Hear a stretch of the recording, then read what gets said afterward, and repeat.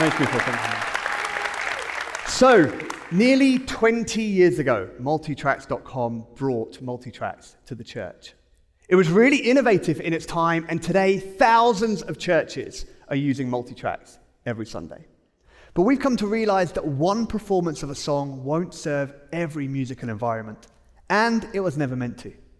When you think about it, the original recording was created for the album, or maybe even for radio.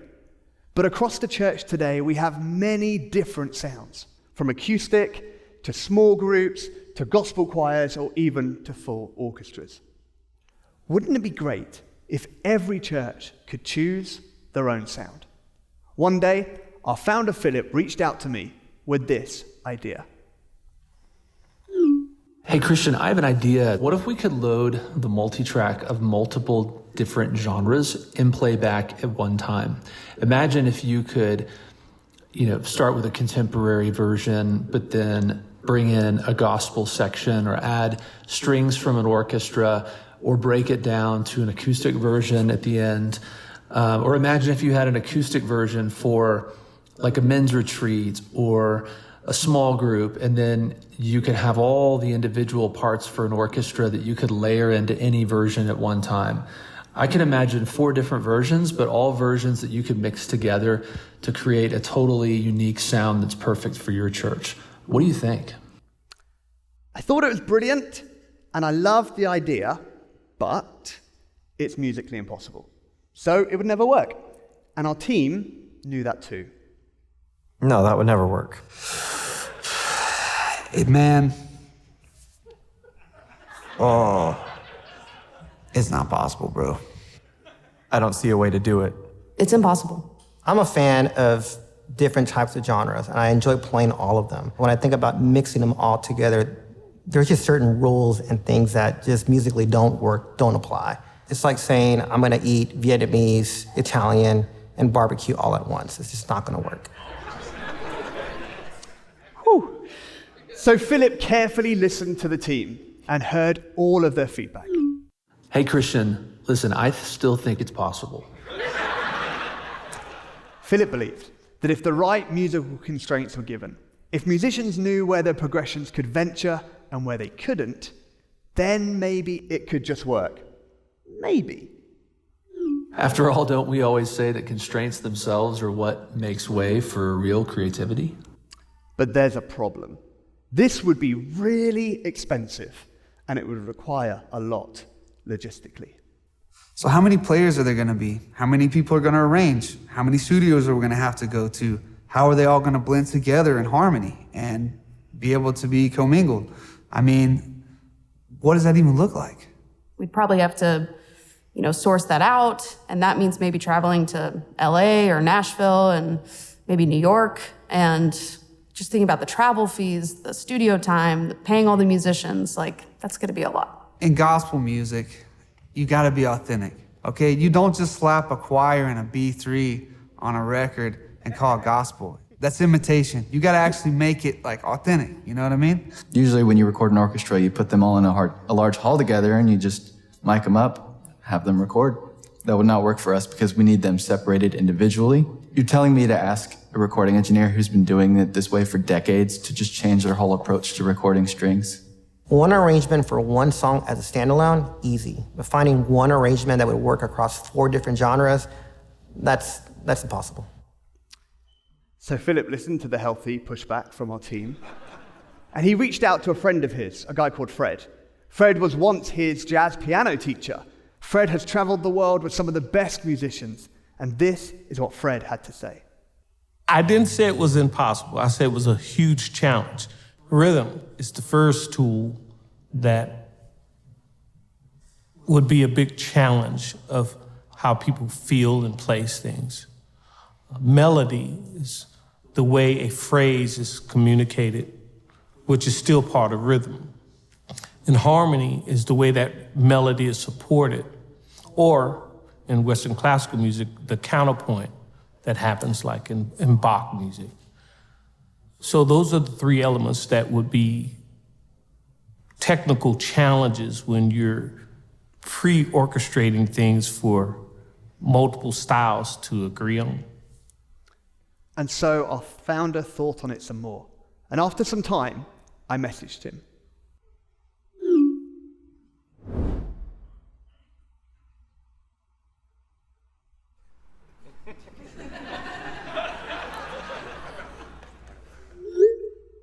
So we got to work.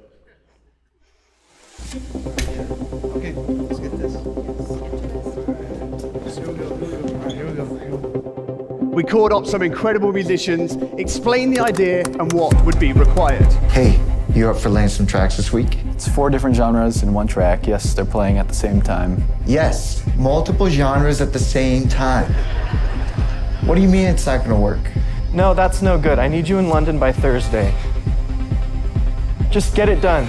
What do you mean he doesn't have his instrument? Find it. What part of orchestra do you not understand? Yes, we need all the parts. I don't care. Get him on that plane. So instruments were packed, we booked flights, and because they're musicians, we had to make sure they got on their flights on time. And so it was underway. Whether in Nashville, Austin, Australia, or the UK, musicians and recording engineers went to work to see if we could even make this happen.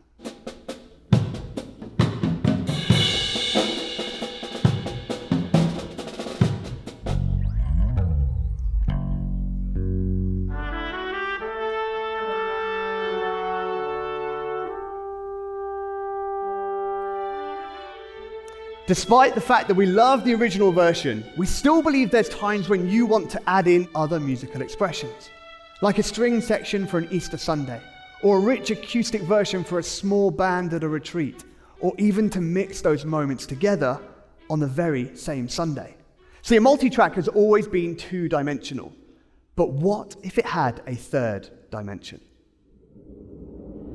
What if it had a stacked layer of tracks that were interchangeable? It's no longer just one song with multiple tracks, but many versions that can be combined into your own expression for your church, and you're the producer every Sunday. So, the recordings were done and the stems were in, and it was time for our engineers to go to work. Our engineers mixed and compiled nearly 120 stems just for our first song. So we're in the studio, have 120 plus instruments. We're working in a recording software like Pro Tools. It works in this environment. But now I'm thinking, can this work and translate on an iPad and Playback? Oh, I'm not sure. And there's our next problem. There's no player that's both powerful enough and intuitive enough that can even handle 120 tracks in an app on a Sunday morning. If all of this requires you to have a professional engineer to be at your church on a Sunday, then the whole point is lost. So our product team and developers made some updates to Playback. And we've done the work to add the horsepower, and today, in your version of Playback, these updates are already under the hood. So now, I think it's time that we give it a listen. Don't you? So I'm going to play you the same song, Praise, from Elevation. And I'm going to play a variety of versions. So have a listen to this. This is Praise Contemporary version, the one that you would recognize.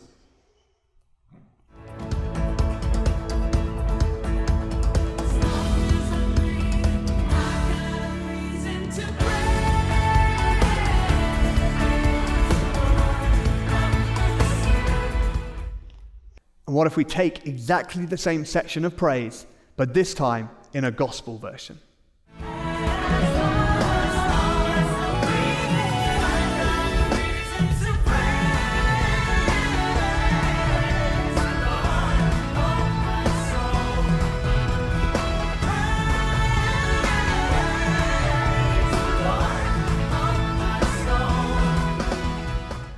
Let's take that lush orchestra from Nashville and show you the orchestral version.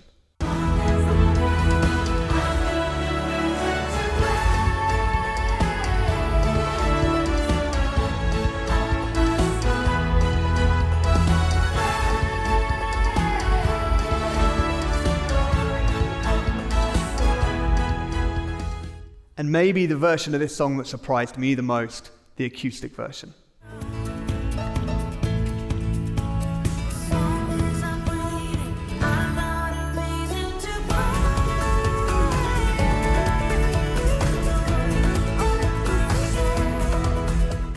And now back to Philip's original idea of taking gospel and orchestra and fusing them together.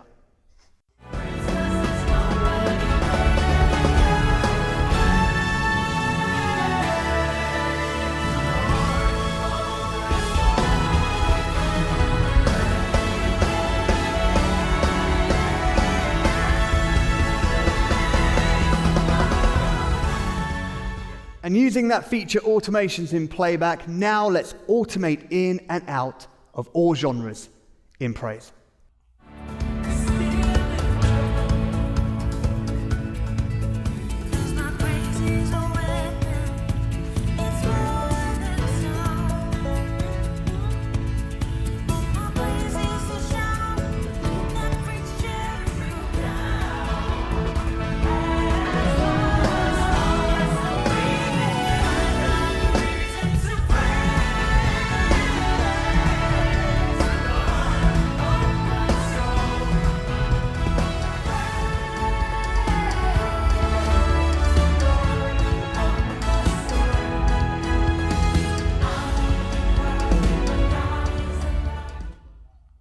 Okay, so what did our team have to say when all of this was done?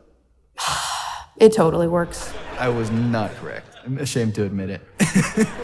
I can honestly say that I was wrong, that it works, and I'm excited for churches to use this. The textures, the layers, I don't know. It's like an infinite playground of sonic possibility. When I heard the gospel version of King of Kings, it was like, it felt like it should have always been this way. I'm a believer. Somebody baptized me, I'm a believer. You know what I mean? Hey guys, I'm listening to the new versions and I am blown away. I think we've done it. You guys did an incredible job. Listen, I am not saying I told you so because I would never do that. But wait, there's one more idea. There's one more thing that we as a team have wanted to do for a really long time that now we can. And that's this idea of being able to add flows or vamps at the end of a song. Because we're recording these arrangements, we were able to record various vamps with each song so that you can choose your transition based on what you know is coming next in your set list. And it's available right there in Playback in every version, in every genre. Check out these alternative vamps on the chorus chords.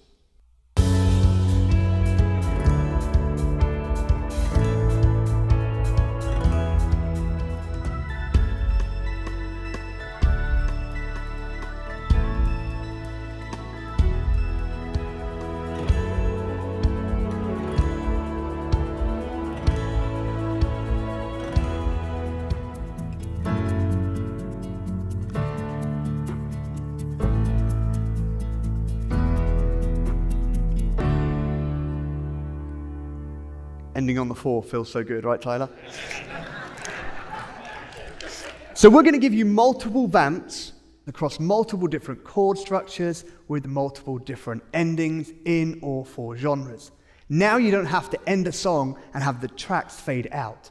You'll have the option of a full band sound for every moment and every transition. So, in conclusion, I'm excited to share with you today the newest innovation on the MultiTracks. What was missing is now complete. I introduce to you today MT Complete, the first ever 3-dimensional, multi-genre, multi-track from MultiTracks.com.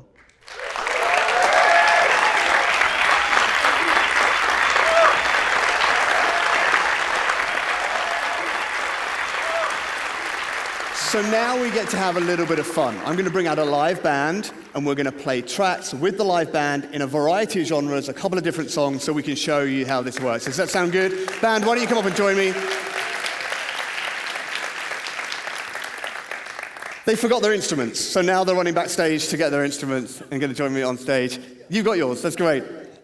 So I think everybody on our platform today has recorded for the MT Complete project. So these guys are, and we're going to change the band up a few times, but as they get plugged in, we're going to show you a couple of the different songs, and we're also going to show you some of the different versions. So this is the contemporary version of King of Kings.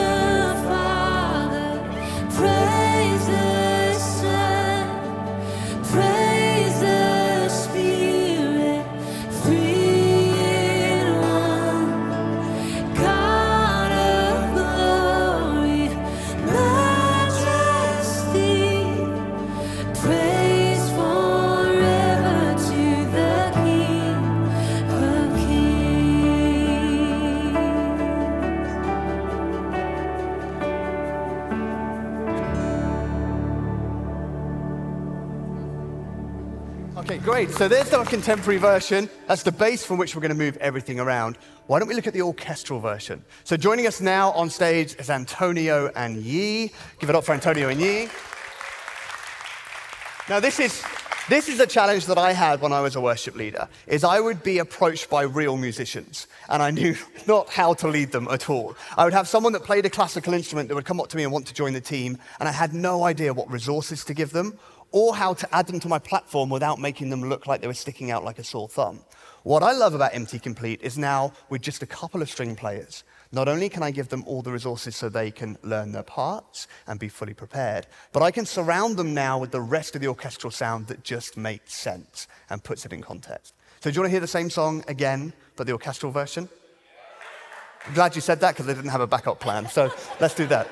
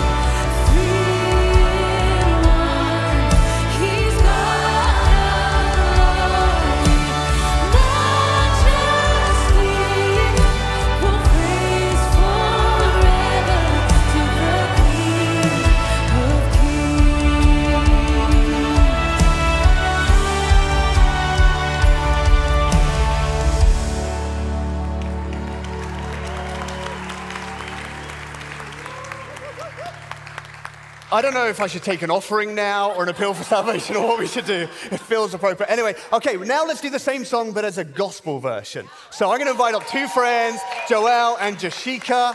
Come up and join us. Hey, this is going to be so much fun. Thank you. Joel, thank you. Okay, so the same song but with the gospel guys joining us on screen and in tracks. Are you ready for this? You're not ready for this. Here we go.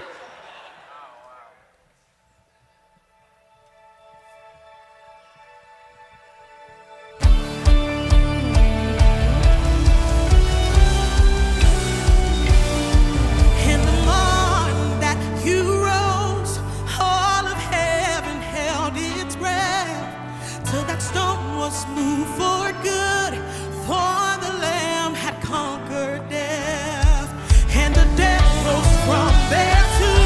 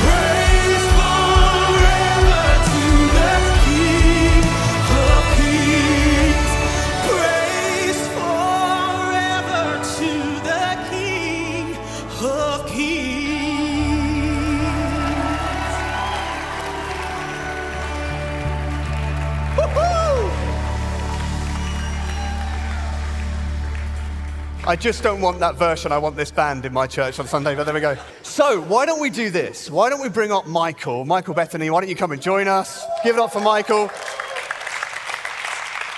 Okay, this is one of those crazy experiments where we don't necessarily think you should or will do this in your church. But what if we took a song and went through as many different versions as we can, with many different combinations from all four of those genres, and let Playback just automate it, and these guys just have fun. You can stand, you can join, you can do whatever. I think you're pretty free in enjoying it. But why don't we lead you in I Thank God? Take it away, guys. All right, Michael, you ready? I'm ready. Are y'all ready? Okay, don't make me sing by myself. Come on, let's go. Hey! Put those hands together. Yeah. Let's go. Oh, wandering into the night, wanting a place to hide this weary soul, this bag of bones. And I try, it's on my mind, but I just can't win the fight. I'm slowly drifting, yeah, a bag of fun. And just when I ran out of road, I met a man I didn't know, and he told me that I was not alone.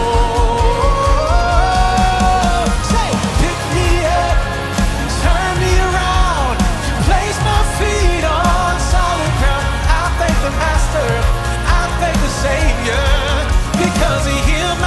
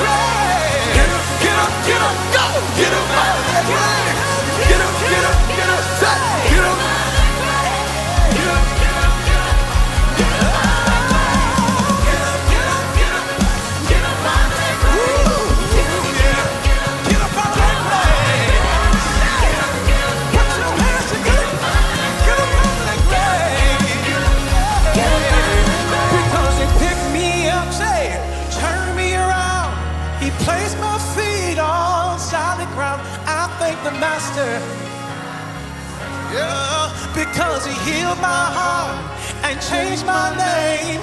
Forever free, I'm not the same. I thank the Master, I thank the Savior, I thank God. Yeah. Hey.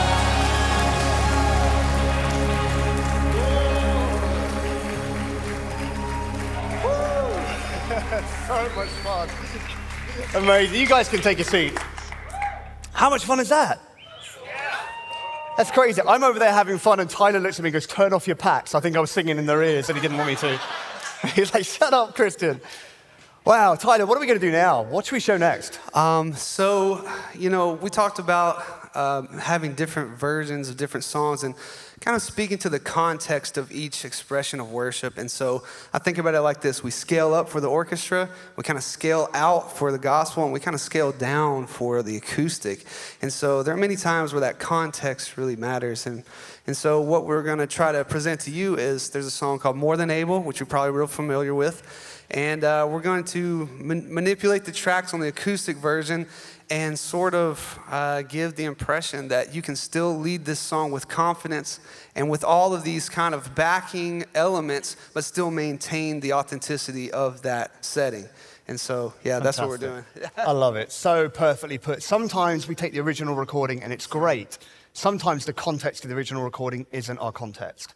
So maybe we have less instrumentation available to us. Maybe the vibe is slightly different. Maybe it's that men's retreat or that small camp or whatever it might be, or that prayer meeting. So this is More Than Able, and this is the acoustic version blended with some of those other tools that are available to us now inside of MT Complete. You recovered? You good? Let's do it.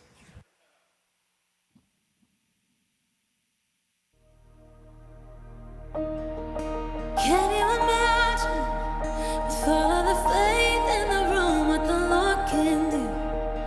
What the Lord can do, it's gonna happen just like the way make it through. He's gonna move, he's gonna move, we sing. Can you imagine with all of the faith in the room what the Lord can do? What the Lord can do, it's gonna happen just like the way make it through. He's gonna move, oh, he's gonna move. Can you imagine with all of the faith in the room what the Lord can do? What the Lord can do, it's gonna happen just like the way make it through. He's gonna move, he's gonna move.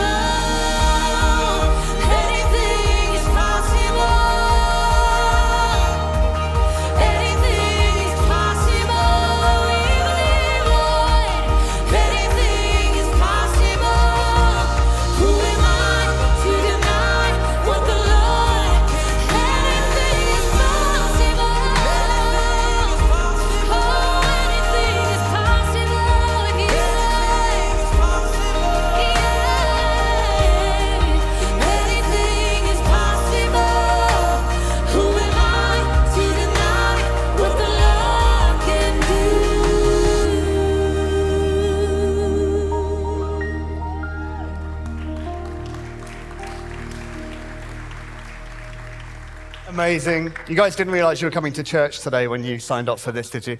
There's a couple more things I want to show you, then I want to tell you a story, and then we're going to bring up some of the people involved behind the scenes to ask some questions, and then we'll go and eat Chick-fil-A together, and you'll get a chance to actually try out MT Complete yourself.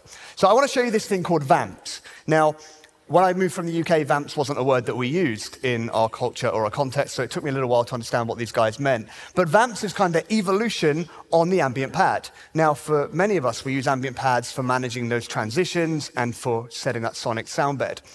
But like we said in that presentation, wouldn't it be amazing if we could add a song section and call up a vamp in a variety of different chord progressions? So we've got one on the one on the one sus, we've got one on the four, we've got the chorus and the bridge chords for every song. And then we give you an ending on the one and an ending on the four. So this is really cool because now when we get to the end of a song, if there's a prayer moment or we expect a pastor to walk on stage and just navigate through that moment, we don't just have to rest on the on the pad, now we can have that full band sound. So Tyler, tell me about a church called Mission Church just down the road from here, and your experience of helping Mission Church, and what happens sometimes when the tracks disappear in their context. Yeah, so me and my friend Joel down here that's been leading, we've been helping out just here and there. My friend Pastor Ezra over at Mission Church here in Round Rock, and there were many times where like the keyboard player was the bass player. So you had to sort of like commit to one or the other, you know?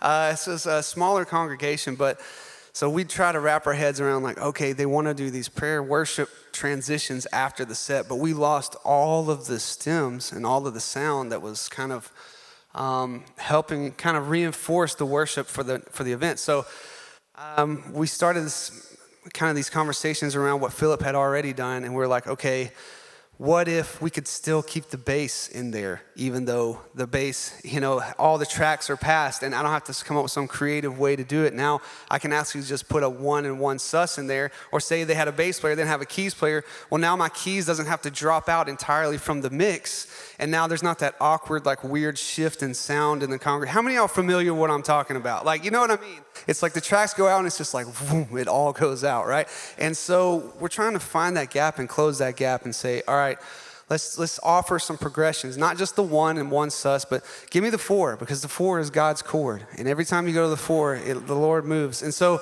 and that's also a good transitional, say if you're going from something like I Speak Jesus in the key of E, we're going to go to Goodness of God in A. Well, now I can set up the 4 up and I can go to Goodness of God, right? And so, but not only that, we decided, well, if we're already here and we're already making these guys do all this other stuff, let's make them do the chorus and the bridge as well. So now we're giving the church or the worship leader or music director like tools that they can use to cover those moments.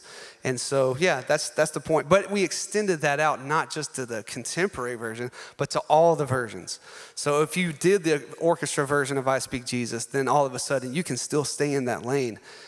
So, yeah. Amazing. So we've got these vamps and these different chord progressions in all of the genres. So let's use the song I Speak Jesus. And what are we going to hear, Tyler? How are we going to do this? So for now, I'm just going to do just the 1 and 1 sus on the contemporary version, and then I'll let it go through once, and then I'll fade in the gospel, and I'll just show you guys what that sounds like.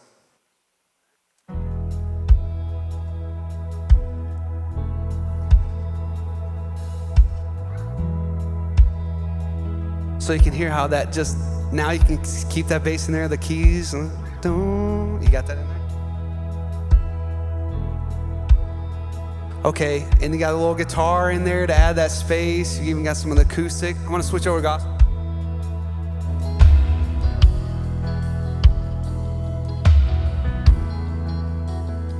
Contextually, it makes sense to the version that we recorded for this song. Same tones, same everything. So we literally tracked it as we tracked the other versions. So it's the same exact tone, so you're not getting some weird like other bass sound or key sound.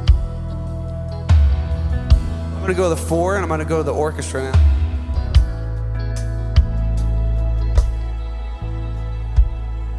So we've got violin 1, 2, viola, cello, we've got a clarinet, we've got French horn, still got the rhythm section in there to support.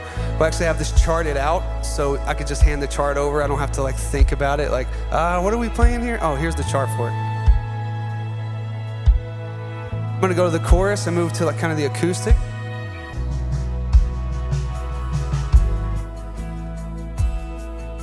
So now there's a little bit of like synth bassy thing, kind of shaker, kind of a kick stomp cajon type deal. You got a little acoustic moving.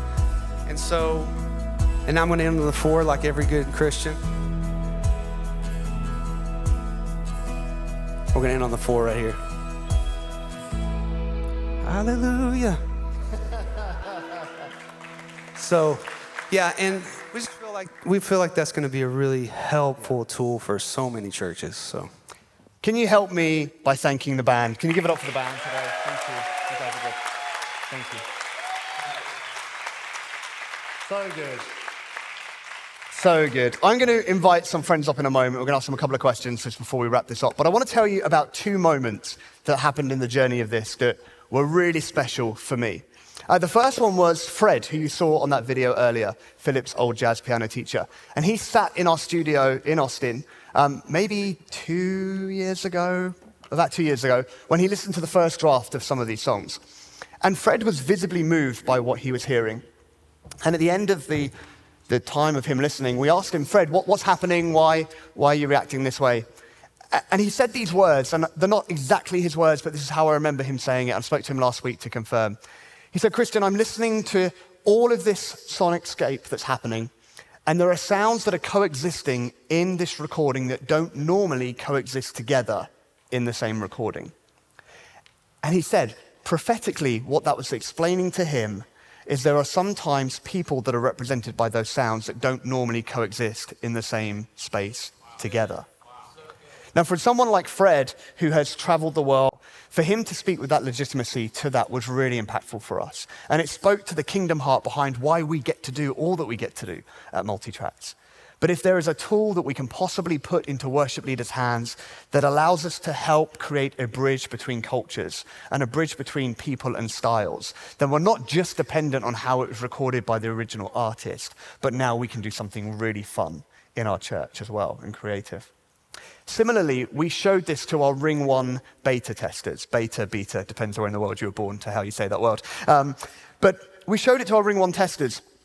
And several of the guys on the call, when we showed it to them, said, this is fantastic because we've been asked to help embrace more cultures in our worship leading style, but we don't know how, and we don't want it to be inauthentic.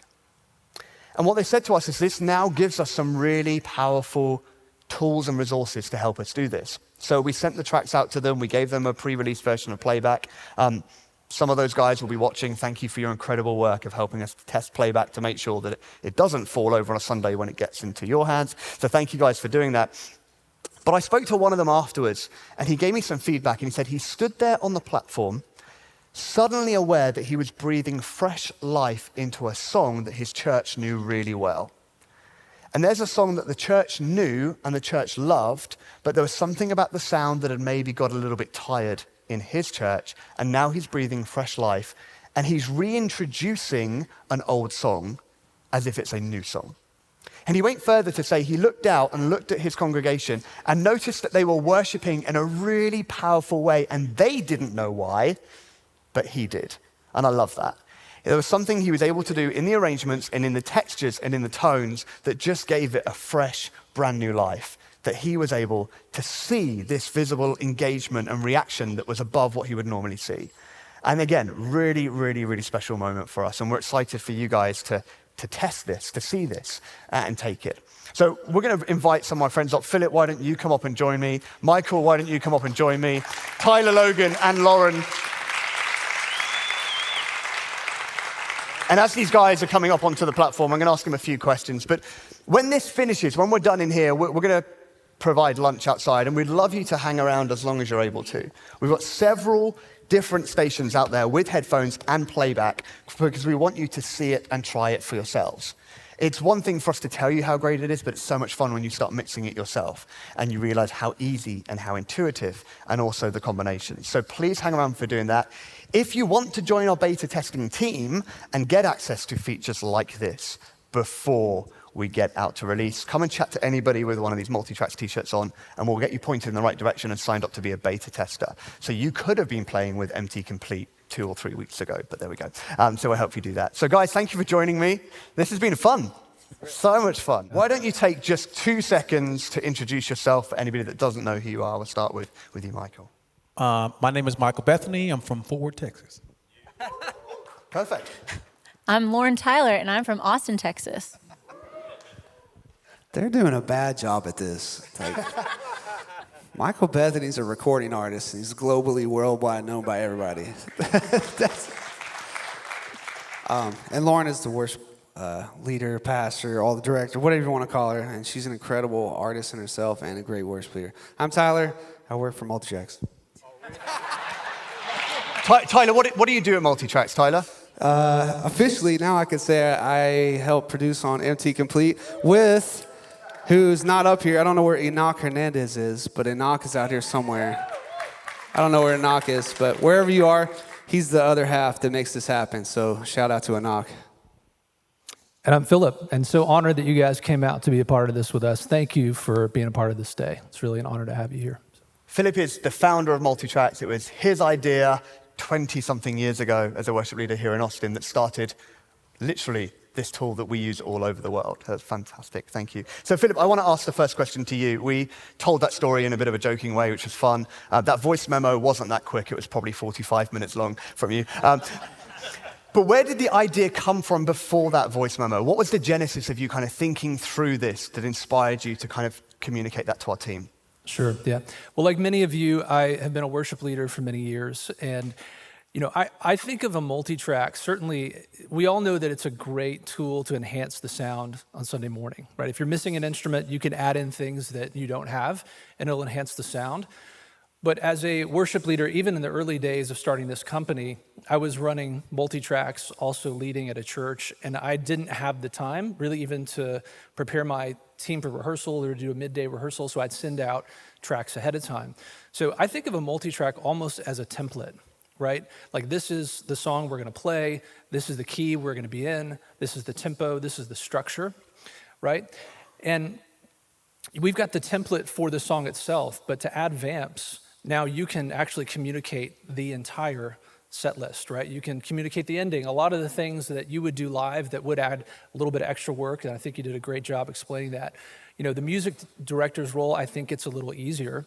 But then as we record those tracks, now that we can bring in different textures. I mean, how many times have you ever thought, man, it'd be amazing to have a string section here? Well, now you've got a whole orchestra at your fingertips for every song.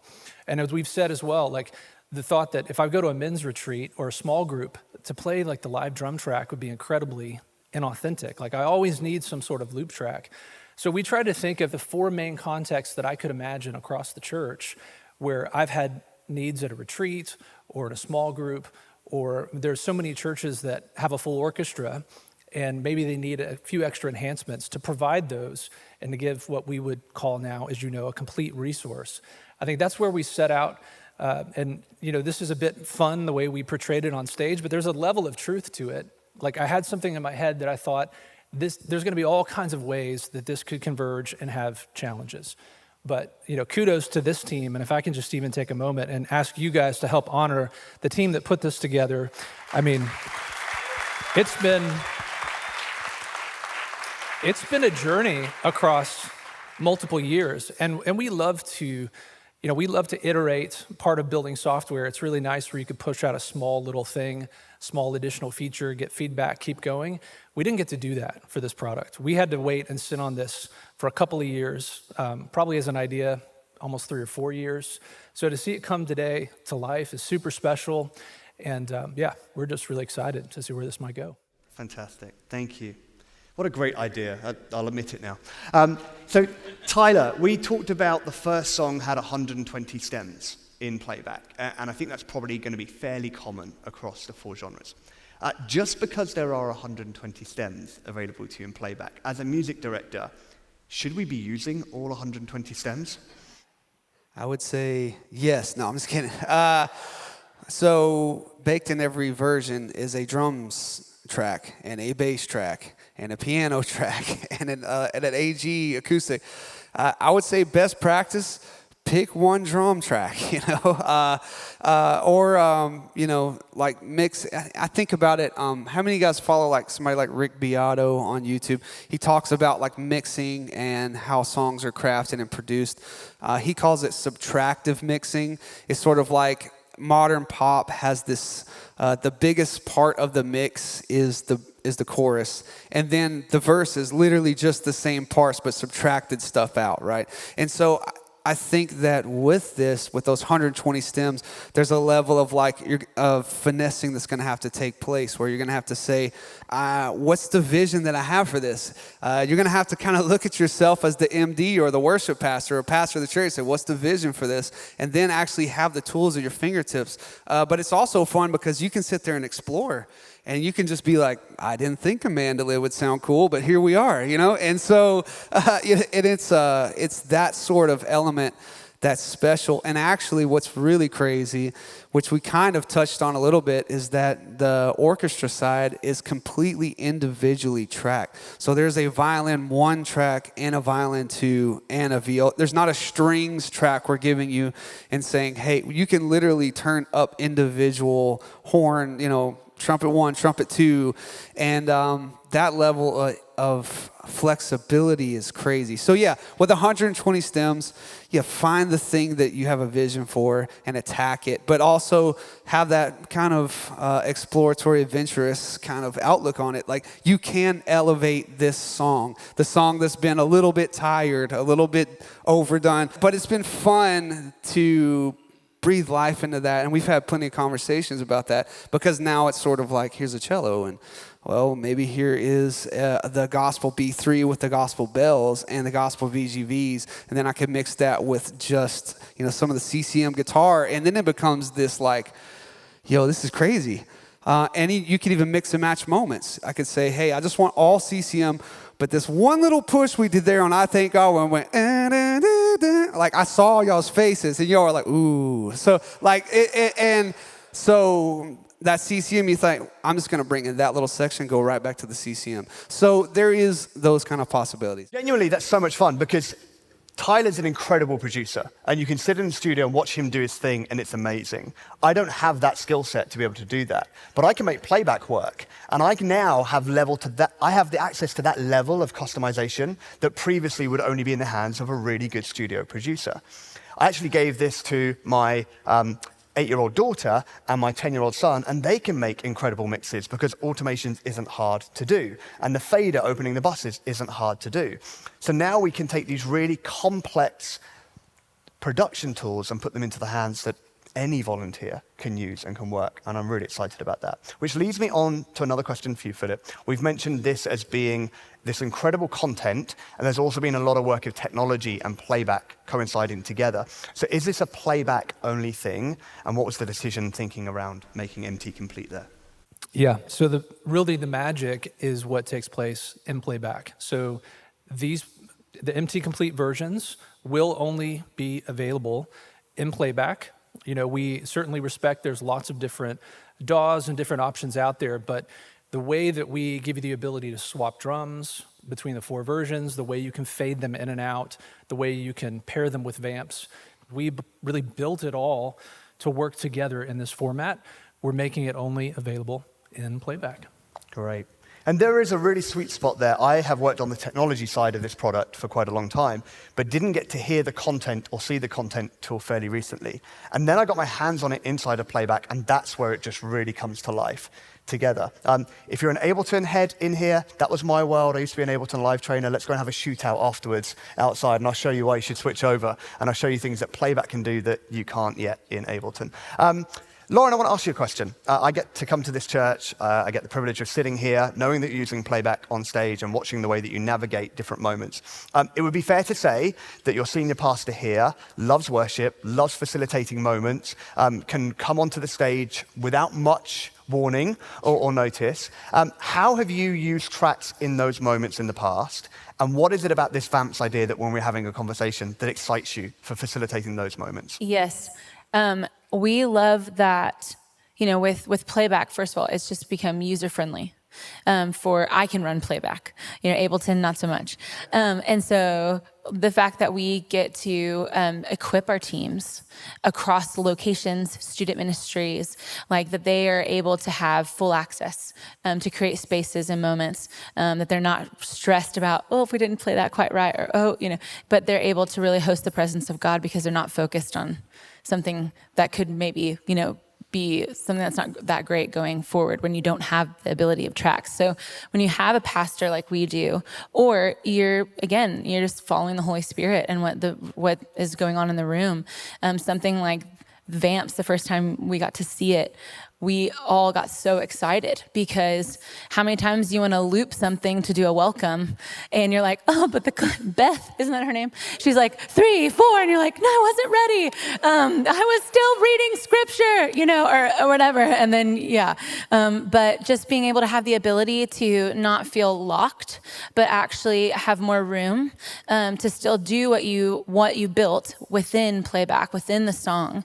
But then, if you or, at another location, and oh my goodness, I know it's never happened to any of y'all, but if that bass player didn't show up that morning, and you're like, oh, all of our other guys aren't answering at 5 a.m. either, that you now, in the song, you can throw that bass track in, but now having vamp, where you're not in between moments, in those hosting moments, in those spaces where you're trying to create space before you go back into the bridge, or you don't feel so limited now because you can slide that bass track still in those vamp moments.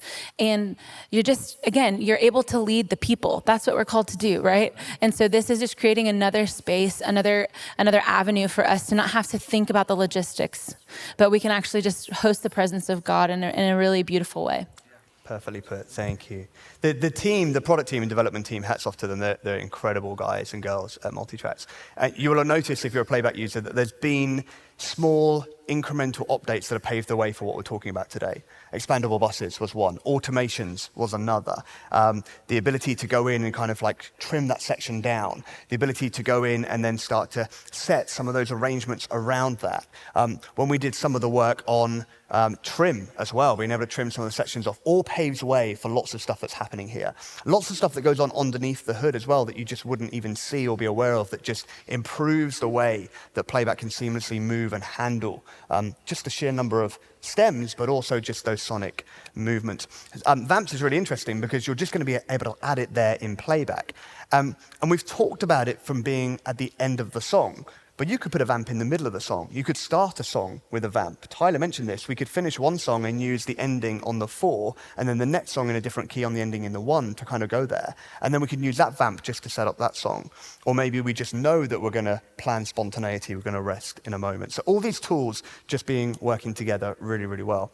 Michael, I have a question for you. Thank you for being here, firstly. So much fun.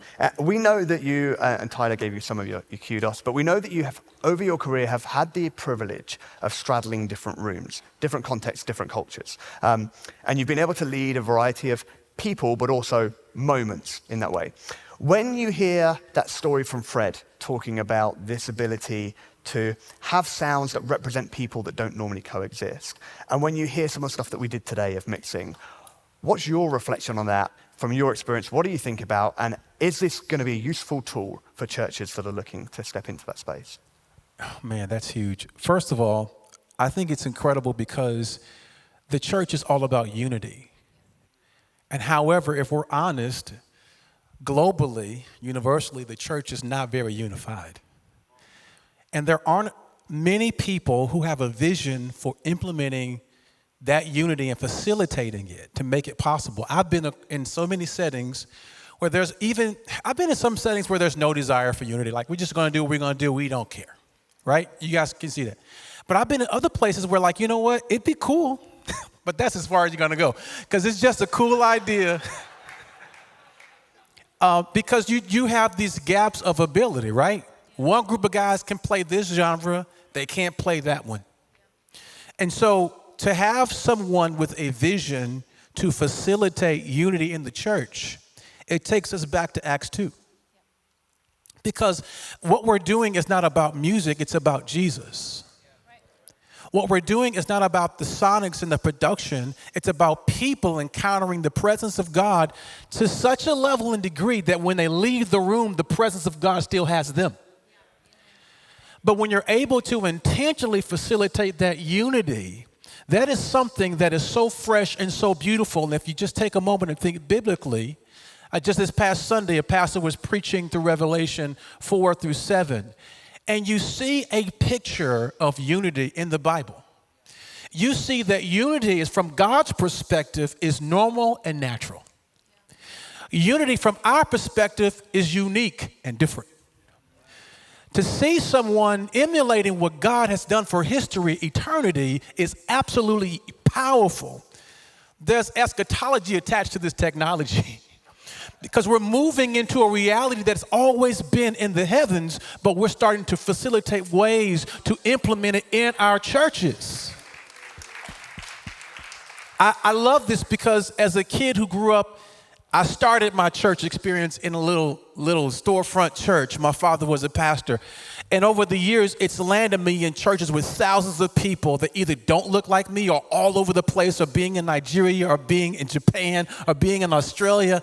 And I'm ebbing and flowing through different places, and I'm having an experience that I enjoy. And inevitably, I'm having to find ways to communicate in their cultural, ethnic language musically.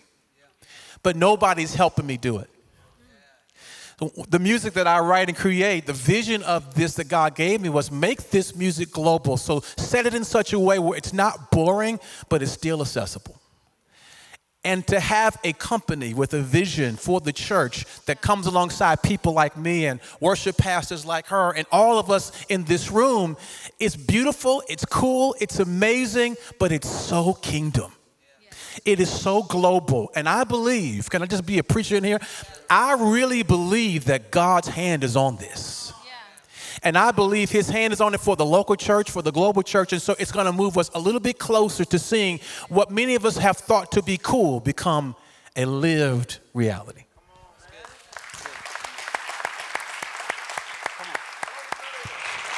Well, it's fantastic. Hopefully we recorded all of that because that's our podcast that's going to go out later on. Philip, final question for you, or maybe second to last question for you.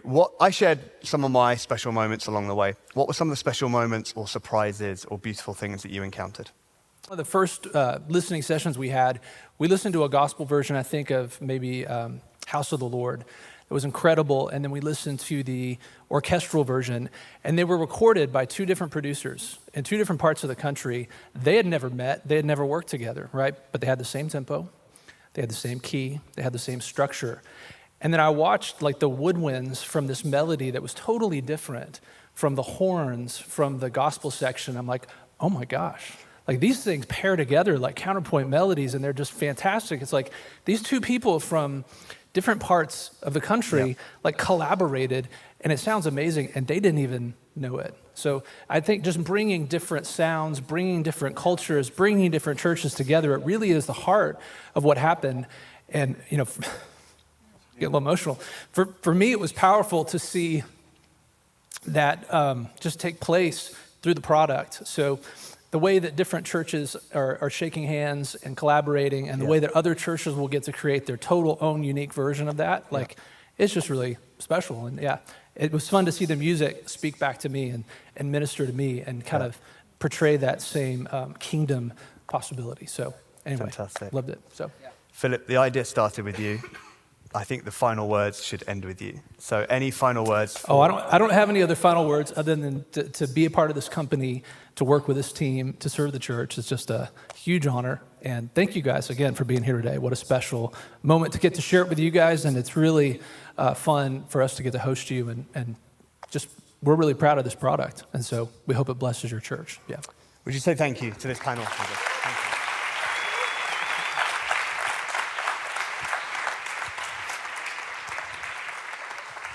So I promised, well, we're nearly done. We can leave the chairs, that's okay. I promised my team I wouldn't do the Apple one more thing, but one more thing. I want to tell you about something that we're doing at the end of this year that we have never done before. And you're the first people to not only hear MT Complete, but also for me to tell you about this as well. As MultiTracks, we've decided that it would be really fun to do something like this again, but a little bit bigger. So in November, we're going to have our first ever worship and technology conference, and it's going to be right here in Austin in this church, at Celebration Church. It's really early days, but it's already shaping up to be incredible. Already confirmed to be here on this platform is Celebration Music, which is great because it's the band that we had this morning, and Celebration Music are going to be here leading. I'm not going to be the only English accent from stage. We've also invited Matt Redman to be with us, and Matt has confirmed, and Matt wants to be here. And Matt's going to be here both leading worship and speaking. And then the incredible John Eldridge is also going to be here. And he's going to be here sharing some incredible wisdom and helping us kind of navigate what it takes and what it means to be someone who holds this responsibility that we hold seriously and being able to navigate that. There's lots more speakers and bands that are going to be announced. All that's left for me to do is say thank you. Thank you for giving up your morning, for being here. It's been a long 2 years of us wanting to tell you all about it, and we're really excited that you made the effort to be here. Hopefully, this is yet another resource that will bless you in your worship leading and give you further tools that you can use. Let's go and eat the Lord's chicken together and have fun. Thank you so much for being here. Take care. God bless.